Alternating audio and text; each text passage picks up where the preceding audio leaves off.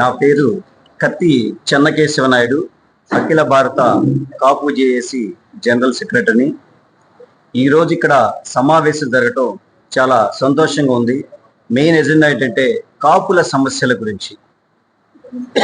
గతంలో ఎలక్షన్ టైంలో జనసేన అధ్యక్షుడు శ్రీ పవన్ కళ్యాణ్ గారు ఆదేశాల మేరకు కాపులంతా కలిసి కూటమి ప్రభుత్వం అధికారంలోకి రావడానికి అహర్నిశలు కృషి చేయడం జరిగింది. దాని ఫలితంగా అధికారంలోకి రావడం జరిగింది.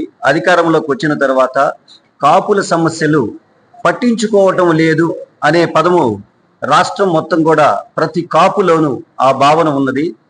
ఆ భావనని కరెక్షన్ చేసుకోవడం అనేది ప్రభుత్వం మీద ఉందని మేమందరం కూడా భావిస్తున్నాము.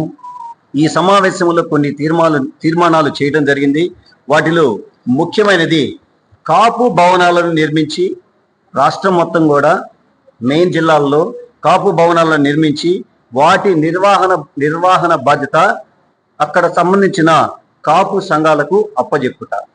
నెక్స్ట్, రాజకీయ ప్రాధాన్యత లేని రాయలసీమలోని 4 జిల్లాలు, ప్రకాశం జిల్లా, నెల్లూరు జిల్లాలు, మొత్తం 6 జిల్లాలకు కలిపి ఎలాంటి రాజకీయ ప్రాధాన్యత లేదు కాబట్టి వాళ్ళందరికీ కూడా ప్రాధాన్యత కల్పించి నామినేట్ పోస్టులు ఇవ్వవలసిందిగా ఈరోజు తీర్మానం చేయడం జరిగింది.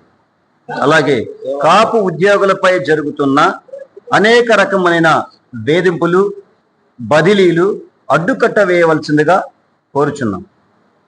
గతంలో కాపులకు 2 లక్షల రూపాయలు రుణం ఇచ్చి 1 లక్ష రూపాయల సబ్సిడీ ఇవ్వడం జరిగింది. దానిని ఇప్పుడు 5 లక్షలకు పెంచి 2.5 లక్షల సబ్సిడీ ఇవ్వవలసిందిగా కోరడమైనది. నెక్స్ట్, కాపులు అసెంబ్లీలో కాపు రిజర్వేషన్ మీద తీర్మానము చేసి ప్రస్తుతం మీకు అనుకూలమైన ప్రభుత్వం కేంద్రంలో ఉన్నది కాబట్టి 9th షెడ్యూల్లో పెట్టించి రిజర్వేషన్ ఇప్పించవలసిందిగా, చట్టబద్ధత చేయించవలసిందిగా కాపులు ఈరోజు జేఏసీలో తీర్మానం చేయడం జరిగింది.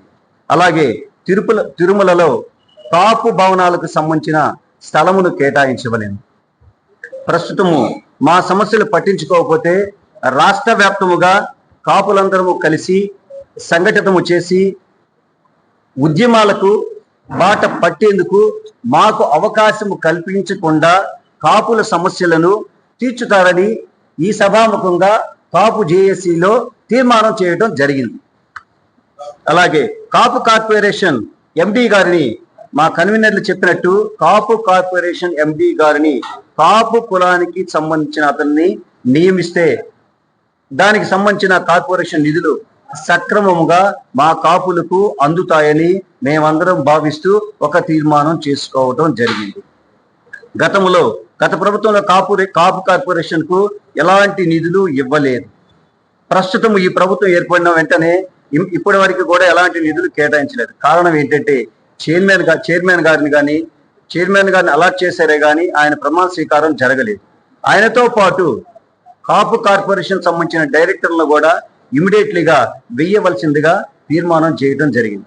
ఇక్కడ ముఖ్యమైన విషయం ఏమిటంటే, టీడీపీ ప్రభుత్వంలో పనిచేసిన కాపులకో, లేకపోతే జనసేనకు పనిచేసిన కాపులకో, బీజేపీకి పనిచేసిన కాపులకు మాత్రమే కాకుండా ఈ రాష్ట్రంలో కాపు సంఘాలలో కాపుల కోసము, మీ ప్రభుత్వం రావడం కోసము అహర్నిశలు పనిచేసిన వారిని చాలా మంది ఉన్నారు.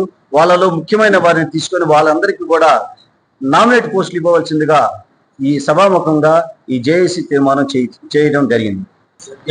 నాగ చైతన్య